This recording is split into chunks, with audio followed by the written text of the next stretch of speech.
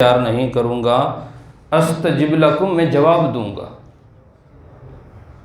یہ خالق ہم سے کہہ رہا ہے، ہمارے مطالبے کے بغیر وہ ہم سے کہہ رہے ہیں کہ مجھ سے سوال کرو، مجھ سے دعا کرو، مجھ سے مانگو۔ ہم معاشرے کے کسی عزت والے آدمی نے کسی چیز کی گارنٹی اٹھائی تو ہم آنکھیں بند کر کر کہہ دیتے ہیں کہ حضرت نے یہ کہا ہے، مزید اس پر کچھ کہنے کی ضرورت نہیں ہے، حضرت کا نام ہی اعتماد ہے۔ اور جب حضرت کے خالق یہ بات کہیں کہ مجھ سے مانگو، میں گارنٹی دیتا ہوں کہ استجب لکم، میں تمہیں جواب دوں گا۔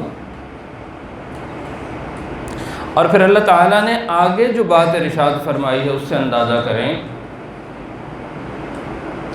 کہ ان الذین یستکبرون عن عبادتی، یہاں دعا کی جگہ خود اللہ نے عبادت کا لفظ ارشاد فرمایا کہ جو لوگ میری عبادت کرنے سے تکبر کا شکار ہیں، تکبر کر جاتے ہیں، استغنا برتتے ہیں اور مجھ سے مانگتے نہیں ہیں، یعنی میری عبادت نہیں کرتے، سیدخلون جہنم داخرین، ان قریب ذلت اور رسوائی کے ساتھ جہنم میں داخل ہوں گے۔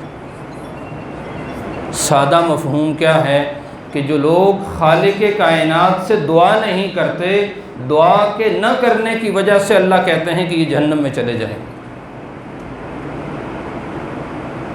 اور ہماری چونکہ عادت یہ ہے کہ ہم اللہ تعالیٰ سے حسن ظن بہت کم رکھتے ہیں۔ اللہ تعالیٰ ہم سب کی حفاظت فرمائے۔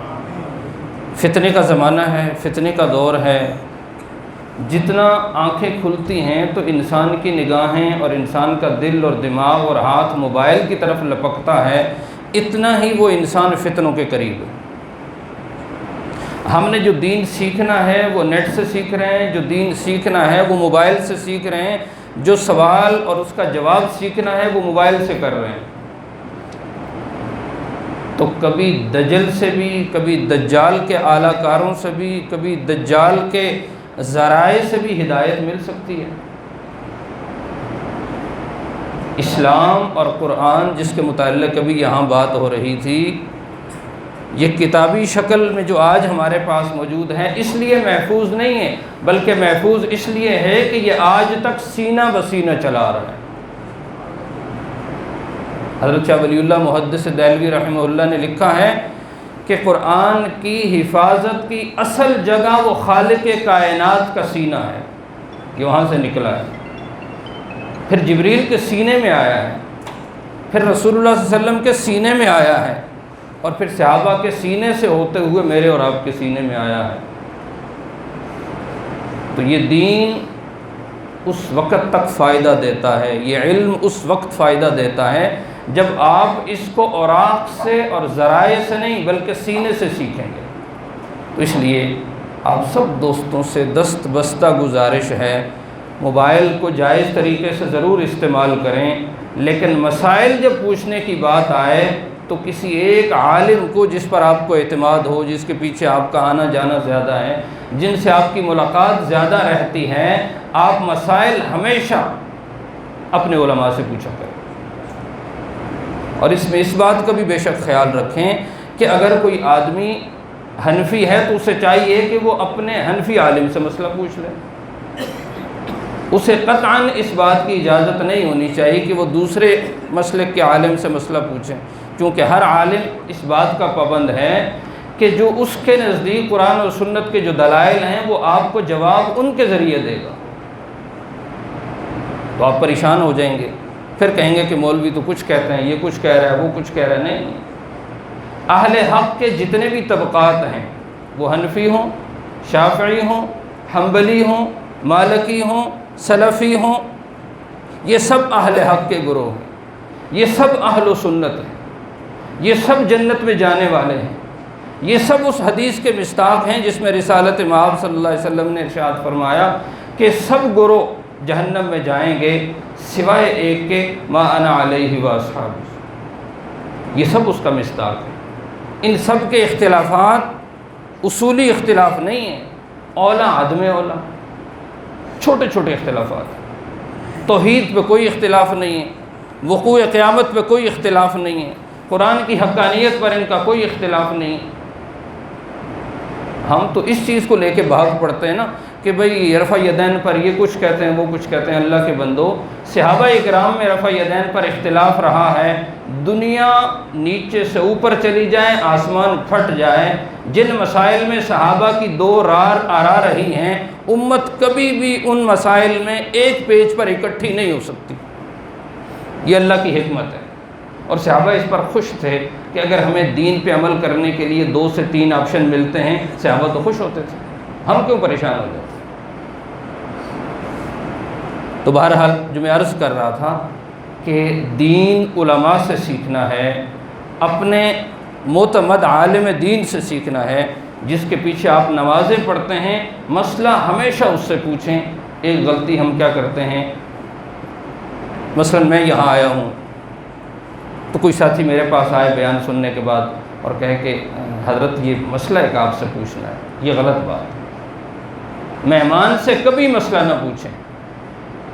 جو آپ کا یہاں موجود عالم دین ہے، جو یہاں کام کر رہے ہیں، وہ آپ کے احوال سے جتنے واقف ہیں، مہمان اتنا واقف نہیں ہیں۔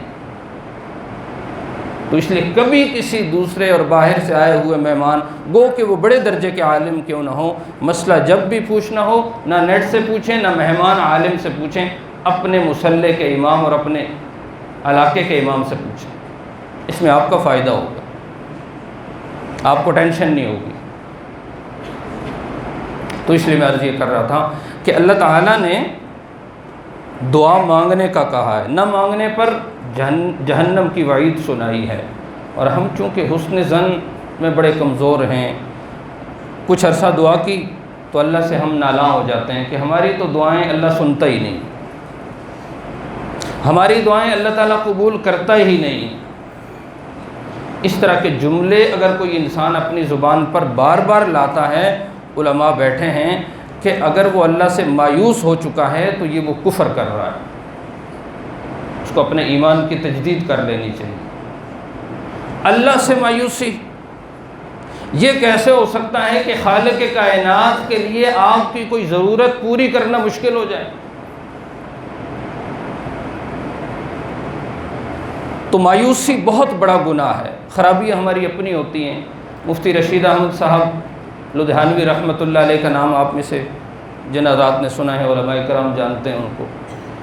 انہوں نے اپنی ایک کتاب میں ایک لطیفہ لکھا دعا پر کہ ہم لوگوں کی حالت یہ ہے، سمجھتے ہم نہیں ہیں، غور اور فکر ہم نہیں کرتے، لیکن ہم اپنے سارے گناہوں کا ملبہ نعوذ باللہ ثم نعوذ باللہ کسی اور پر ڈالتے ہیں، اور کسی اور پر کیا، اس بدظنی کا شکار ہم اللہ تعالیٰ کی ذات کو کر لیتے ہیں۔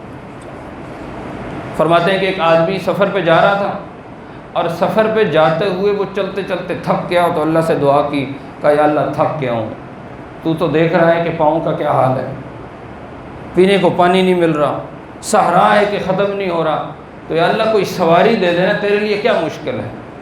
یہ دعا کر ہی رہا تھا کہ پیچھے سے ایک فوجی آیا اور اس نے اس کو چابک لگائی اور کہا کہ بھئی کیا کر رہا ہے؟ کہا کچھ بھی نہیں کر رہا۔ کہا یہ میری گھوڑی ہے، اس پہ تو میں خود سوار ہوں، اس کا یہ بچہ ہے، اس کو کندھے پہ اٹھا اور سیدھا میرے استبل لے جا۔ اب اس نے وہ بچہ اٹھایا گھوڑی کا، اور راستے میں اللہ تعالیٰ سے لڑائیاں کر رہا ہے، کہتا ہے یا اللہ تو دعا سنتا تو ہے، نعوذ باللہ ثم نعوذ باللہ، لیکن سمجھتا نہیں۔ اب آپ اندازہ کریں، سمجھانے کے لیے یہ بات اور ذکر کر رہا ہوں۔ دعا سنتا تو ہے، سواری مانگی تھی اور آپ نے گھوڑی کے بجائے گھوڑی کا بچہ، لیکن سمجھتا نہیں ہے کہ میں نے کہا تھا کہ ایسا جاندار قسم کا کوئی جانور ہو جس پر میں خود سوار ہو کر گھر جاؤں، آپ نے ایسا جانور دے دیا ہے کہ جس کو میرے کندھوں پر سوار کر دیا ہے اور میں اس کے لیے سواری بن گیا ہوں۔ یہ ہے ہماری حالت۔ ہم نہیں دیکھتے کہ خالق کائنات نے ہمارے ساتھ کیا کیا ہے، اس کے احسانات اور اس کے انعامات ہماری نگاہوں میں نہیں ہوتے۔ چھوٹی سی ایک درخواست اللہ سے کرتے ہیں، اور وہ بھی اللہ اپنی حکمت سے کبھی جلدی کبھی بدیر ضرور پوری کرتے ہیں، لیکن ہم دل وزنی کر کے بیٹھ جاتے ہیں۔ ہماری دعائیں کہاں پوری ہوتی ہیں، ہماری دعائیں کہاں اللہ سنتا ہے۔ یہ کفریہ کلمات ہیں، ان کلمات سے اللہ تعالی ہماری حفاظت کرے۔ رسالت مآب صلی اللہ علیہ وسلم نے دعا کی قبولیت کے متعلق جو چیزیں ارشاد فرمائی ہیں، 6 قسم کی صورتیں ہیں جو انسان کے دعا کے قبول ہونے کی صورتیں ہیں۔ ان ساری صورتوں پہ ہماری نگاہیں ہونی چاہیے تاکہ ہمیں پتہ چلے کہ ہماری دعا شاید اس راستے سے قبول ہو رہی ہے، اس سے نہیں ہے تو اس سے ہو رہی ہے، اس سے نہیں تو اس سے ہو رہی ہے، اس سے نہیں تو اس سے ہو رہی ہے، اس سے نہیں تو اس سے ہو رہی ہے۔ ہم کہتے ہیں کہ ہم نے بس اللہ سے سوال کیا، بس نقد اللہ نے اسی وقت جواب دینا ضروری ہے، یہ ہے ہماری دعا کی قبولیت۔ اس کے علاوہ کی صورتیں نہ ہم دماغ میں رکھتے ہیں نہ ہم ان کو تسلیم کرتے ہیں۔ رسالت مآب صلی اللہ علیہ وسلم نے ارشاد فرمایا، بندہ مومن کی کوئی دعا اللہ رد نہیں کرتے اگر وہ قطع رحمی اور قطع تعلقی کی دعا نہ کرتا ہو۔ جائز دعا جب بھی وہ کرتا ہے اللہ اس کی دعا کو ضرور قبول کرتے ہیں، الا یہ کہ وہ حرام نہ کھاتا ہو، حلال کا اہتمام کرتا ہو۔ حلال کھانے والا گنہگار آدمی بے شک ہو، اللہ اس کی دعائیں قبول کرتا ہے۔ دعاؤں کے لیے شرط یہ ہے کہ لقمہ حلال ہو، اللہ کسی کی دعا کو رد۔ اور فرمایا کہ دعا کی قبولیت کی ایک صورت یہ ہوتی ہے کہ انسان اللہ سے دعا کرتا ہے کہ یا اللہ میری یہ ضرورت پوری کر دے۔ اللہ تعالیٰ حکیم ہیں، علیم بھی ہیں، خبیر بھی ہیں، وہ ہمارے حالات سے باخبر بھی ہیں، ہمارے معاملات کو جاننے والے بھی ہیں، اور حکمت کا تقاضا بھی سمجھتے ہیں کہ یہ چیز اس کو دینا بہتر بھی ہے کہ نہیں۔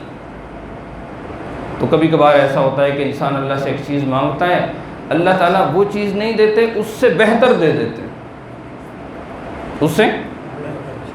قرآن سے مثال، حضرت موسیٰ علیہ السلام مصر میں ہیں، آپ نے ایک قبطی کو تھپڑ مارا، قتل ہو گیا۔ اگلے دن آپ کو اطلاع ہوئی کہ فرعونیوں نے یہ مشورہ کیا ہے کہ آپ کو اس بندے کے بدلے میں قتل کرنا ہے، آپ بھاگ گئے، مصر سے نکلے ہیں، کوہ طور سے نکلتے ہوئے مدین چلے گئے۔ آپ میں سے جن لوگوں نے قرآنی جغرافیہ پڑھا ہے وہ جانتے ہیں کہ حضرت موسیٰ علیہ السلام نے مصر سے جو مدین کا خوف کی حالت میں جو سفر کیا ہے، اس سفر میں بالکل آپ نے سیدھا سفر کیا ہے، کہیں نہیں مڑے آپ۔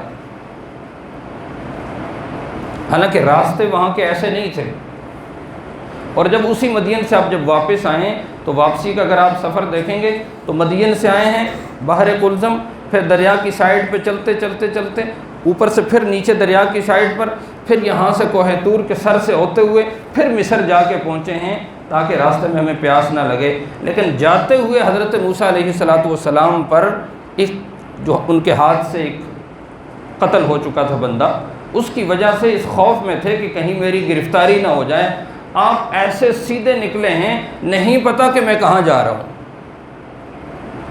اور جب مصر کی حدود سے نکلے مدین پہنچے ہیں تو وہاں جب دیکھا، یہ 2500 سال پرانی بات ہے، بلکہ اس سے بھی تقریباً کوئی 3200-3300 سال پرانی بات ہے یہ۔ اور اس زمانے کے حالات، نہ کوئی ہاسٹل، نہ کوئی ہوٹل، نہ کوئی کھانے پینے کی سہولت، صحرا ہی صحرا ہے۔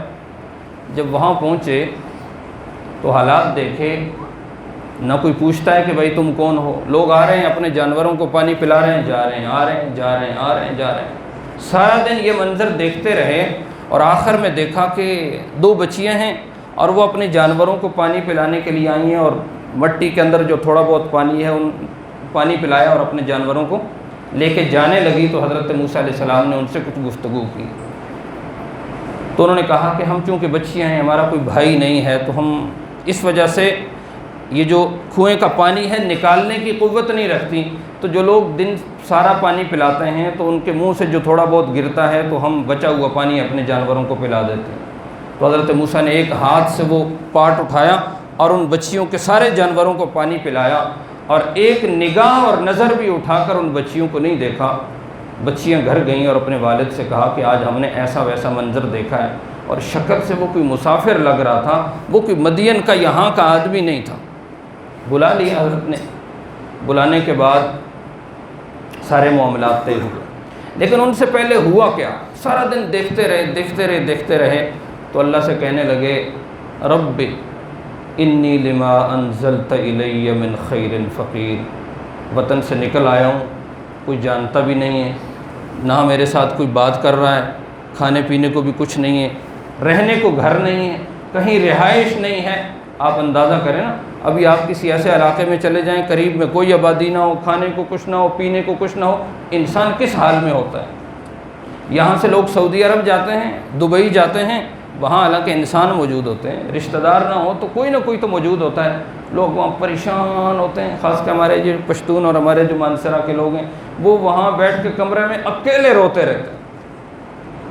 اللہ کے بندو، وہاں ساری دنیا موجود ہے، کیا پریشانی ہے؟ عورت آپ تھوڑے ہی ہیں، لیکن اللہ کا نبی ہے اور جلیل القدر پیغمبر ہے اور اللہ کا رسول ہے، اور وہ پریشان حال ہے اور کہتا ہے رب انی لما انزلت الی من خیر فقیر، یا اللہ میں آج اتنا بے کس ہوں، اتنا ضرورت مند ہوں کہ تیری طرف سے کوئی بھی خیر اترے تو میں اس کو حاصل کرنے کے لیے آج تیار ہوں۔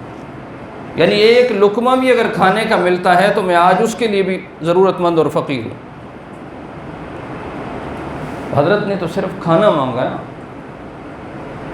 یا صرف رہائش مانگی، تو اللہ نے کہا کہ موسیٰ آپ کو صرف کھانا نہیں، آپ نے جو دعا کی ہے نا، میں اس سے بہتر دوں گا، کھانے والی بھی دوں گا، گھر بھی دوں گا، کاروبار بھی دوں گا، رہنے کی جگہ بھی دوں گا۔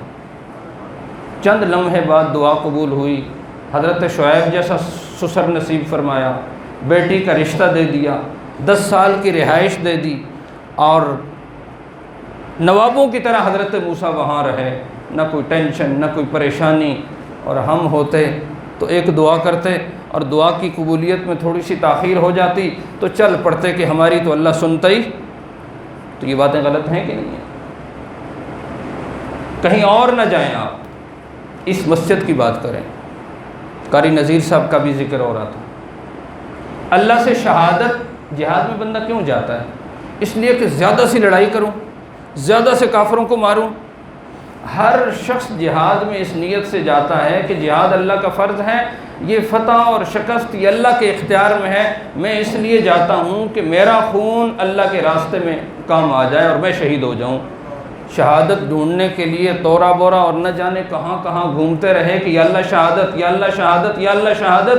اللہ نے پورے افغانستان میں گھومنے کے باوجود شہادت، جو چیز افغانستان میں مانگتے رہے وہ اللہ نے وہاں دی۔ اللہ نے کہا نہیں، اس سے بہتر موت میرے پاس رکھی ہوئی، وہ میں آپ کو عطا کروں گا۔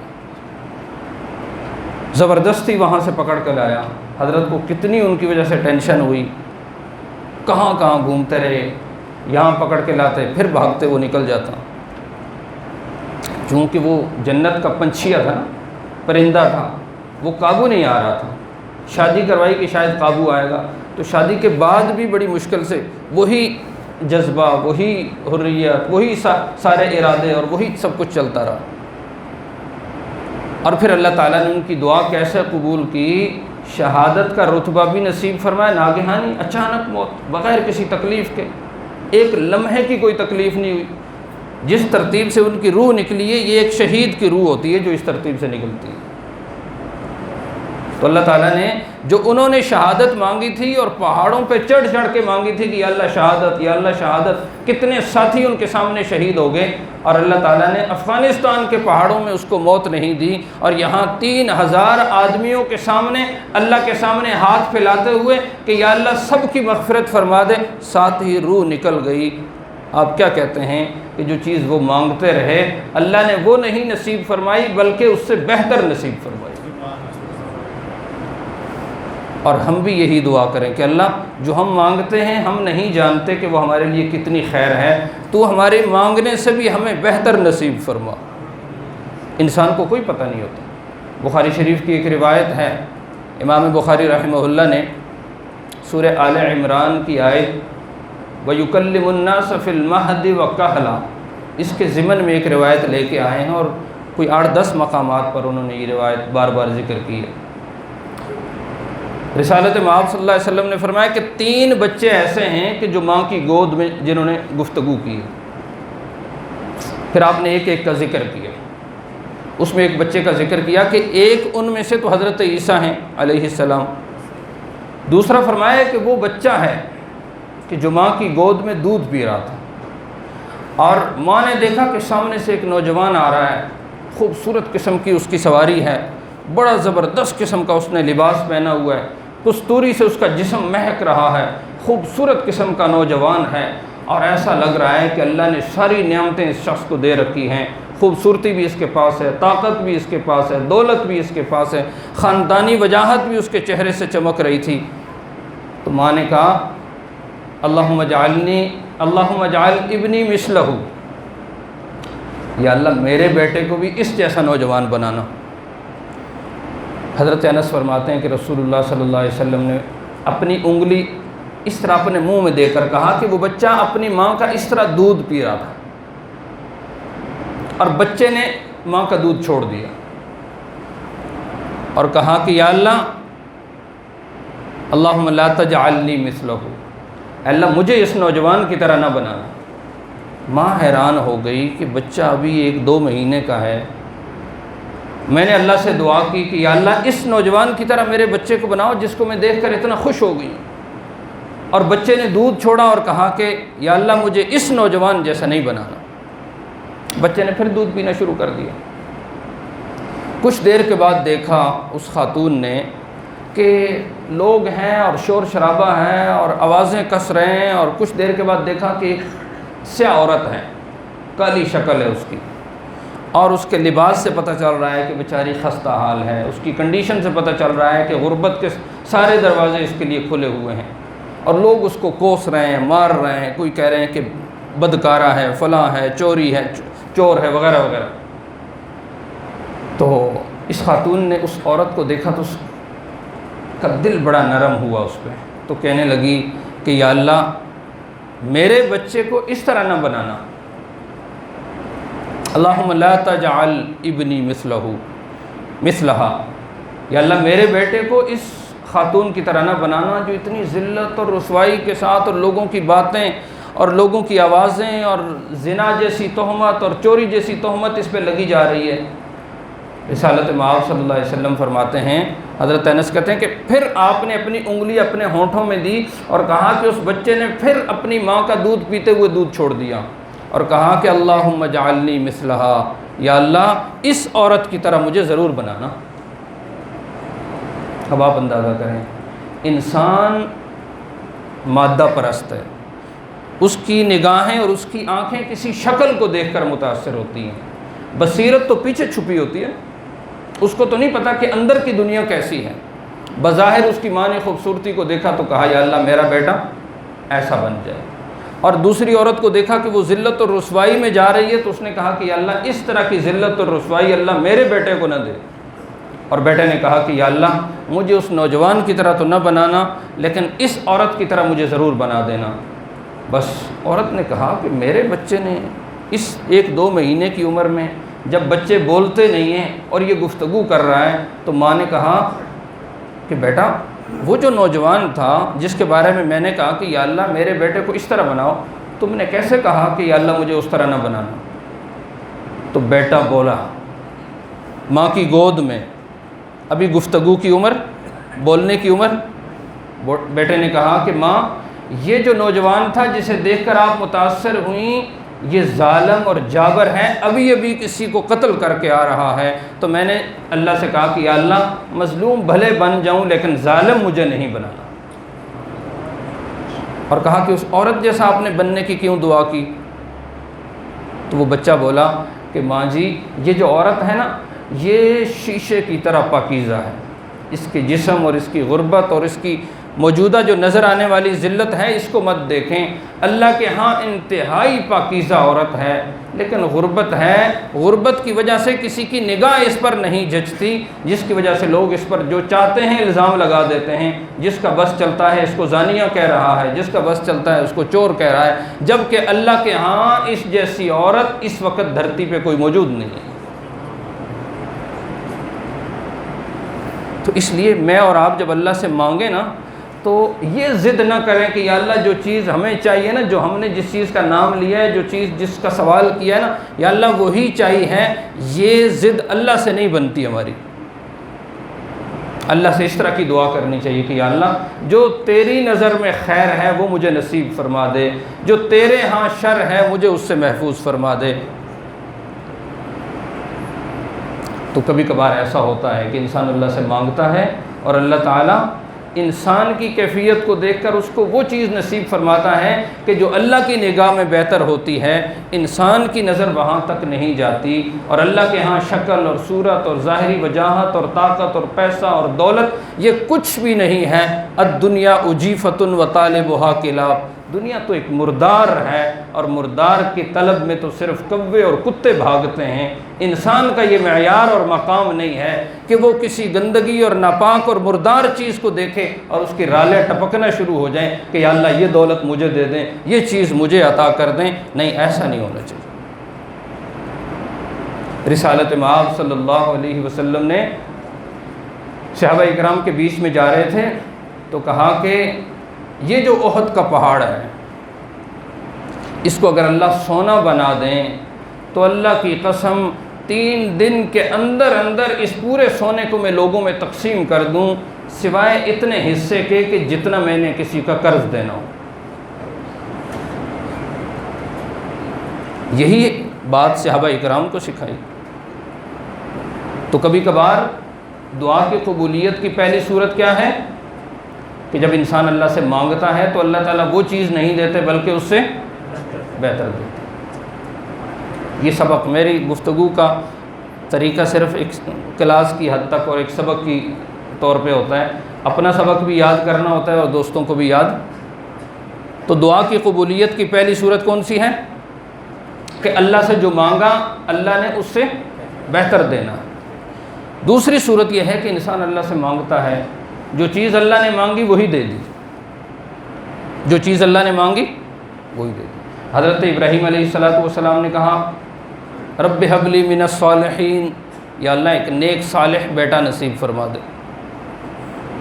اللہ تعالیٰ نے فوراً فرما دیا فبشرناہ بغلام حلیم۔ فرق اتنا ہے کہ آپ نے صالح مانگا تھا، ہم نے حلیم، بردبار، صبر والا، حلم والا بیٹا آپ کو نصیب فرما دیا۔ بیٹا مانگا تھا صالح اور بیٹا نصیب فرما دیا حلیم۔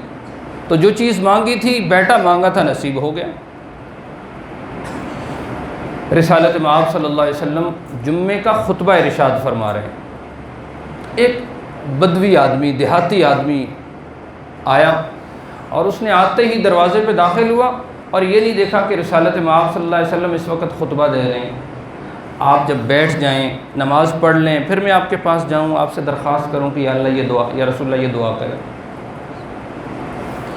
رسالت مآب صلی اللہ علیہ وسلم کو اللہ تعالیٰ نے وہ دل نصیب فرمایا تھا۔ آپ اگر سیرت کو دھیان اور غور سے پڑھیں تو آپ حیران ہو جائیں گے کہ کیا سلوک کرتے تھے یہ دیہاتی لوگ رسول اللہ صلی اللہ علیہ وسلم کے ساتھ۔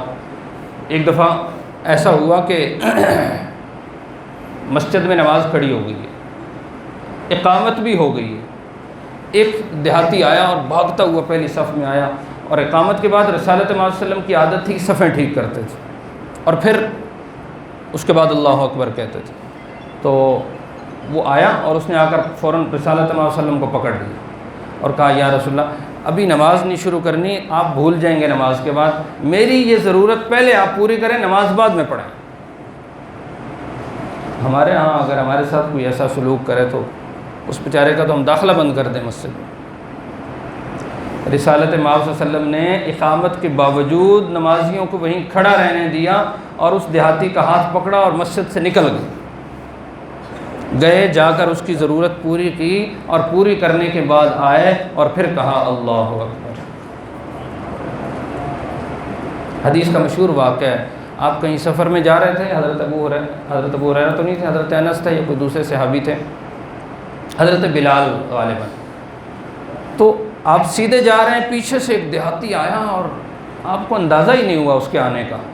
تو آپ یمنی چادر استعمال کرتے تھے، اس زمانے میں یمن کی چادر شاید زیادہ اچھی بنتی ہوں گی، اب بھی بلکہ یمن کی، آپ سعودی عرب میں جائیں تو اچھی چیزیں آپ کو یمن کی ملتی ہیں۔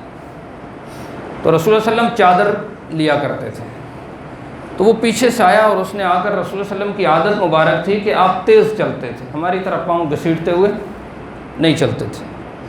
تو آپ ایسے چلتے تھے جیسے ایک 20-25 سال کا جوان ہوتا ہے، تو آپ تیزی کے ساتھ جیسے روٹین تھی آپ کی چلتے تھے، اور وہ پیچھے سے آیا اور اس نے آ کر آپ کی چادر پکڑ لی، تو آپ جس سپیڈ سے جا رہے تھے تو اس چادر کے پکڑنے سے وہ چادر آپ کے گلے میں یوں پھنس گئی، اور اتنا کھنچ لگا کہ رسول اللہ صلی اللہ علیہ وسلم کو یہاں نشان پڑا اور آپ کی آنکھیں سرخ ہو گئی۔ آپ پیچھے مڑے اور اس کی طرف بجائے آپ اس کو کچھ کہتے، کہا خیریت کیا مسئلہ ہے؟ کہا یا رسول اللہ میں غریب ہوں، مجھے کچھ دیں۔ تو یہ بات آپ نے سنی اور سننے کے بعد مسکرائے، اور جو ساتھ صحابی تھے کہا اس کی ضرورت پوری کر دو۔ اس کو مسئلہ نہیں بنایا آپ نے، یہ نہیں کہا کہ یار کچھ انسانوں والا سلوک کرو، آواز بھی تو تم دے سکتے تھے۔ آج کل ہمیں بھی تھوڑا سا اگر رسالت مآب صلی اللہ علیہ وسلم کی ان چیزوں اور ان واقعات اور ان چیزوں کو دیکھ کر اگر حوصلہ ہم اپنے دوستوں کے لیے، دوستوں کو بھی چھوڑیں، اپنے والدین کے لیے یہ حوصلہ پیش کر لیں، اگر وہ بیچارے کوئی بات کرتے ہیں تو ذرا ٹھنڈے دل سے ان کی بات سنی لیں۔ ایسے ہم ایڈوانس ہو چکے ہیں، چونکہ گیمیں دیکھتے ہیں تو گیم پر جو ہم نے دیکھنا ہے کہ کون کیسے کسی کو مار رہا ہے، وہی حال پھر ہم معاشرے میں اپنے دوستوں کا کرتے ہیں، دوسرے مسلک کے لوگوں کا کرتے ہیں، دوسری سیاسی پارٹی کے لوگوں کا حال کرتے ہیں۔ نہ یہ دیکھتے ہیں کہ ہم مسلمان ہیں، ہم رسالت مآب صلی اللہ علیہ وسلم کا نام لیوا ہیں۔ ٹھیک ہے، جماعتیں بھی ہوتی ہیں، مسلک بھی ہوتے ہیں، تعلق بھی ہوتے ہیں، برادریاں بھی ہوتی ہیں، لیکن ہم تو پابند ہیں قرآن اور سنت اور رسول اللہ صلی اللہ علیہ وسلم کے اسوہ کے۔ کیا میرا عمل ایسا ہے کہ جو میں رسالت مآب صلی اللہ علیہ وسلم کی زندگی کے سامنے پیش کروں تو کیا وہ قابل قبول ہوگا؟ بالکل ہم فتنے کے زمانے میں، اور بالکل فتنہ ہمارے سر اور ٹانگوں میں اور ہمارے جسم میں ایسا سرایت کر گیا ہے کہ ہم اپنے ہاتھ میں نہیں ہیں۔ اللہ تعالی ہمارے نوجوانوں کی خاص طور پر حفاظت فرمائے، اسلام کی طرف آئیں، پارٹیاں بھی رکھیں، سب کچھ رکھیں، لیکن رہیں اسلام کے ساتھ۔ تو رسول اللہ صلی اللہ علیہ وسلم کھڑے تھے، خطبہ دے رہے تھے، دیہاتی آیا اور کہا کہ یا رسول اللہ دعا فرمائیں، ہمارے جانور مر گئے، راستے بند ہو گئے۔ عرب میں چونکہ دور دور سے جو لوگ آتے تھے وہ جانوروں پہ آتے تھے، اور قحط سالی اتنی ہوئی کہ وہ جانور مرنا شروع ہو گئے۔ تو کہا یا رسول اللہ جانور مر گئے ہیں، راستے بند ہو گئے، دعا کریں بارش ہو جائے۔ رسول اللہ صلی اللہ علیہ وسلم نے خطبہ چھوڑ دیا، خطبہ، اور اس آدمی کی دعا پر آپ نے ہاتھ اٹھا لیے اور کہا کہ یا اللہ بارش نصیب فرما۔ حضرت انس کہتے ہیں کہ مسجد نبوی اور کوہ صلا کے بیچ میں کوئی گھر اور درخت نہیں تھے اس زمانے میں۔ جس دن یہ دعا ہوئی ہم نے دیکھا کہ آسمان پر کوئی بادل نہیں تھے، رسول اللہ صلی اللہ علیہ وسلم نے ابھی دعا کی، ادھر آسمان پر بادل اچانک آئے، اکٹھے ہوئے، اور ابھی آپ خطبہ دے رہے تھے کہ بارش شروع ہو گئی۔ پورا ہفتہ بارش برسی، اور اگلے جمعے میں اتفاق سے پھر آپ خطبہ دے رہے تھے، وہی دیہاتی یا کوئی دوسرا دیہاتی آیا اور کہا یا رسول اللہ دعا کریں کہ اب بس ہو جائے، جانور مر گئے ہیں اور راستے بند ہو گئے ہیں۔ اللہ کے رسول صلی اللہ علیہ وسلم نے کہا یا اللہ یہ بارش پہاڑوں کی طرف چلی جائے، درختوں کی طرف چلی جائے، دوسرے علاقوں میں منتقل ہو جائے، مدینے میں اس بارش کو روک دیں۔ بس یہ کہنا تھا کہ یکا یک بارش ختم ہو۔ تو کبھی کبھار ایسا بھی ہوتا ہے کہ آپ اپنی زبان سے کہتے ہیں کہ یا اللہ یہ کام کر دیں، اللہ تعالیٰ آپ کے اس کام میں ایک لمحے کی تاخیر بھی نہیں کرتے، ہو بہو جیسے رسالت مآب صلی اللہ علیہ وسلم کی دعا کو انن فنن اللہ نے قبول کیا، ہم بھی اسے رسول کے امتی ہیں، ہماری دعائیں بھی اللہ ایسے قبول کرتا ہے۔ تو دعا کی قبولیت کی دوسری صورت یہ ہے کہ جو چیز آپ مانگتے ہیں اعتماد کے ساتھ، اعتقاد کے ساتھ، یقین کے ساتھ، رزق حلال کا لقمہ کھا کے مانگتے ہیں تو اللہ تعالیٰ تمہاری دعائیں ضرور قبول کریں گے، اور کبھی کبھی آپ جو مانگتے ہیں اس سے بہتر نصیب کریں گے، کبھی جو مانگا وہی چیز اللہ تعالیٰ آپ کو نصیب فرما دیں۔ دو چیزیں ہو گئیں۔ تیسری چیز یہ ہے کہ جب اللہ تعالیٰ سے انسان دعا مانگتا ہے تو اللہ تعالیٰ کبھی کبھار ایسا کرتے ہیں کہ نہ بہتر دیتے ہیں نہ وہی چیز نصیب فرماتے ہیں، بلکہ اللہ یہ کہتے ہیں کہ اس بیچارے کو پتہ ہی نہیں ہے کہ کل اس پر کتنی بڑی مصیبت آنے والی ہے، یہ تو اللہ جانتے ہیں۔ تو اللہ تعالیٰ کہتے ہیں کہ اس نے چونکہ آج دعا کی ہے تو لہٰذا یہ جو مانگ رہا ہے نا تو میں اس کو یہ چیز نہیں دیتا ہوں، اس سے بہتر بھی نہیں دیتا ہوں، چلیں ایسا کرتے ہیں کہ کل جو اس پر آنے والی مصیبت ہے، اس کے بچے کا جو ایکسیڈنٹ ہونا ہے، اللہ سب کی حفاظت فرمائیں، کل جو حادثہ اس کے ساتھ ہونا ہے اس کی دعا کی برکت سے وہ کل والے حادثہ جو تقدیر میں لکھا ہے نا اس پہ قلم پھیر دیتا ہے۔ ابھی 3 رمضان کا واقعہ ہے، ہمارے F10 کے میں ایک دوست ہیں، حافظ قرآن ہیں ان کے بچے، ابو کی اجازت کے بغیر کسی دوست کی گاڑی لی، 5 دوست اور 2 بھائی تھے، 3 دوست اور یہ 2 بھائی تھے، جناح ایونیو پہ گاڑی چلا رہے ہیں اور 165 کی سپیڈ میں چل رہے ہیں۔ میں تو ڈرائیور نہیں ہوں، آپ لوگوں کو اندازہ ہوگا کہ اسلام آباد شہر کے اندر اتنی سپیڈ کوئی مناسب ہے نہیں ہے نا۔ حادثے سے 10 منٹ پہلے والد سے بات ہوئی تو بچے نے جھوٹ بولا کہ میں فلاں جگہ ہوں، اور 10 منٹ کے بعد کسی نے کال کی کہ آپ کے بچوں کا جناح ایونیو پہ حادثہ ہو گیا ہے، اور اتنی سپیڈ سے وہ گاڑی جا رہی تھی کہ گاڑی بچوں کے ہاتھ اور ان کے کنٹرول سے نکل گئی، فٹ پاتھ پہ چڑھی، اس نے قلابازیاں کھائیں اور کھمبے کے ساتھ جا کے لگی۔ میرے پاس ویڈیو موجود ہے، اس گاڑی کا فرنٹ اور اس کا بیک اور اس کا دائیں اور اس کا بائیں ایک جگہ بھی اس کی ثابت نہیں ہے، وہ بالکل ایسے بال کی بال بن گئی ہے۔ اللہ نے حفاظت اتنی فرمائی کہ وہ 5 کے 5 بچے بچ گئے، زخمی ہوئے، ٹانگیں 2-3 جگہ سے، ایک کی ٹوٹی، ایک کے سر میں چوٹیں آئیں، لیکن وہ بچت ہو گئی۔ ہوا کیا؟ اویس بھائی ہمارے دوست، انہوں نے کہا کہ بعد میں مجھے بتایا، صبح ان بچوں کی ماں نے کہا کہ ایک بچے کا آپریشن ہے ہاسپٹل میں، تو اللہ تعالی ہمارے بچوں کی بھی حفاظت فرمائے، تو کچھ صدقے کے کچھ بچوں کی طرف سے کچھ پیسے دے دیں، ان کے ہم آپریشن میں ان کی مدد کر دیں۔ تو والد نے پیسے دیے اور ساتھ دعا دی کہ اللہ تعالی ہمارے بچوں کی حفاظت فرمائے اس طرح کی آفات اور مصیبت سے۔ کہتے ہیں روٹین نہیں ہے میری روزانہ صبح صدقہ کرنے کی، نہ معلوم کہ آج صبح صدقہ دیا اور ساتھ 2 لفظ دعا کے نکل گئے، اور شام کو حادثہ ہوا، لیکن اس دعا کی برکت سے اللہ تعالیٰ نے ان بچوں کی جان جانی تھی، لیکن اللہ تعالیٰ نے بچا لی۔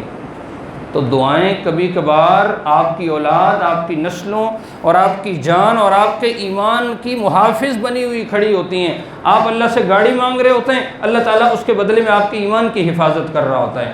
آپ اللہ تعالیٰ سے اولاد مانگ رہے ہوتے ہیں، اللہ تعالیٰ آپ کی نسلوں میں کفر کو جو وہ بند کر رہے ہوتے ہیں، کفر کے دروازے، اور آپ کی نسلوں میں ایمان کی اللہ تعالیٰ حفاظت کر رہے ہوتے ہیں۔ تو اس لیے کبھی کبھار دعائیں مانگ کے تھوڑا سا انتظار کر لینا چاہیے، اور کبھی حادثے میں اگر بچت ہو جائے تو سمجھ لیں کہ جو دعائیں آپ کر رہے تھے یہ ان کی برکت سے آپ کی بچت ہوئی ہے۔ تو کتنی باتیں ہو گئیں؟ 3۔ پہلی صورت کیا ہے کہ جو مانگا ہے اس سے، دوسری صورت جو مانگا ہے وہی نصیب فرمایا، تیسری صورت کیا ہے کہ اس کے بدلے میں اللہ کسی بڑی آفت، بڑی مصیبت، بڑی ٹینشن سے اللہ تعالیٰ حفاظت فرماتے ہیں۔ اور ایک صورت یہ ہوتی ہے کہ کبھی کبھار انسان اللہ تعالیٰ سے مانگتا ہے اور اللہ تعالیٰ اس کو نہیں دیتے۔ کتنے لوگ ہیں نا ایسے کہ جو ساری زندگی اولاد مانگتے ہیں۔ ہمارے قاری صاحب بیٹھے ہیں، وہ ہمارے دوست غفران شاہ صاحب بیٹھے ہیں، آج کل وہ بڑے غصے پہ ہیں، غصے میں ہمارے اوپر۔ اللہ تعالیٰ ان کو اولاد نصیب فرمائے، اولاد نرینہ نصیب فرمائے۔ اور کوئی ساتھی ایسے ہیں کہ جن کی اولاد نہیں ہے، اللہ سب کو اولاد نرینہ نصیب فرمائے، اور جن کی اولاد ہے اللہ تعالیٰ ان کو فرما بردار بنائے، ان کو دیندار بنائے، ان کی نسلوں سے اللہ تعالیٰ دین کو آباد فرمائے۔ تو انسان اولاد مانگتا ہے، یا اللہ بیٹا دے دے، بیٹا دے دے، شادی دوسری کرتا ہے پھر بھی بیٹا نہیں ہوتا، تیسری کرتا ہے بیٹا نہیں ہوتا۔ تو انسان ایک دعا زندگی میں نہ معلوم کتنی مرتبہ کرتا ہے اور وہ قبول بظاہر نہیں ہوتی۔ قیامت کے دن رسالت مآب صلی اللہ علیہ وسلم نے فرمایا کہ اللہ تعالیٰ اپنے ایک بندے کو بلائیں گے کہ میں نے کہا تھا کہ مجھ سے مانگو، تم نے کوئی دعائیں کی ہیں مجھ سے؟ تو وہ کچھ دعائیں جو تھوڑی بہت اس کو یاد ہوں گی وہ گنتی کر کے بتائے گا کہ یا اللہ یہ مانگی تھی، ہو گئی تھی، یہ ہو گئی تھی، یہ ہو گئی تھی۔ تو اللہ اس کو یاد کروائیں گے کہ یہ دعا مانگی تھی، یہ قبول ہوئی تھی، وہ کہے گا یا اللہ نہیں ہوئی تھی۔ یہ مانگی تھی، قبول ہوئی تھی، کہے گا نہیں ہوئی تھی۔ پھر اللہ تعالیٰ ایک غیب کا دروازہ کھولیں گے اور کہیں گے کہ تم نے اپنی زندگی میں اپنا بیٹا کتنی مرتبہ زندگی میں مانگا تھا، اور میں نے تمہیں ساری زندگی بیٹا نہیں دیا، اور وہ تمہاری ساری دعائیں میں اسٹور کرتا رہا۔ آج یہ دعاؤں کا جتنا خزانہ سامنے تمہیں نظر آ رہا ہے، یہ وہی دنیا میں تمہاری کی ہوئی دعائیں ہیں جن کے نتیجے میں یہ سارا خزانہ آج آپ کے حوالے ہے۔ وہ بندہ اللہ کے سامنے کہے گا یا اللہ مجھے تو نہیں پتا تھا کہ دعائیں دنیا میں قبول نہ ہونے کا اتنا بڑا فائدہ ہے، آپ تو بڑے حلیم اور بڑے کریم ہیں، اگر آپ کو تو پتہ تھا تو آپ میری دنیا میں ایک دعا بھی قبول نہ کرتے، اور وہ ساری دعائیں آج اللہ میرے سامنے خزانہ بن کے آتا، آج میرے درجات کتنے زیادہ بلند ہو جاتے۔ اس لیے میرے دوستوں اور بزرگوں، اللہ سے مانگیں، خوب مانگیں۔ اللہ تعالیٰ دیتے ہیں، ہر حال میں دیتے ہیں، صرف لقمہ حرام سے بچیں۔ حلال جو انسان کھائے، یہ حلال کا رزق جو ہے نا، یہ خود دعا ہے۔ آج کل لوگ کیوں پریشان ہیں؟ اولاد کی وجہ سے، تربیت نہیں ہے۔ تربیت کرنے سے نہیں ہوتی، تربیت ہوتی ہے بچے کو حلال کھلانے سے۔